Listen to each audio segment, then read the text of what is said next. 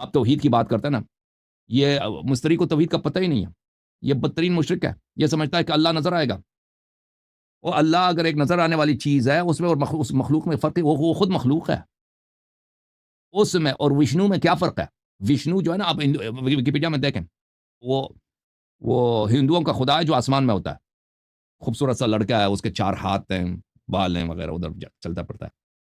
और क्या फ़र्क है विष्णु में और अल्लाह मियाँ में? सिर्फ़ नाम का फ़र्क है ना, सिफ़ात तो एक ही है। वो भी खूबसूरत सा है, इधर-उधर जाता है, ठीक है ना?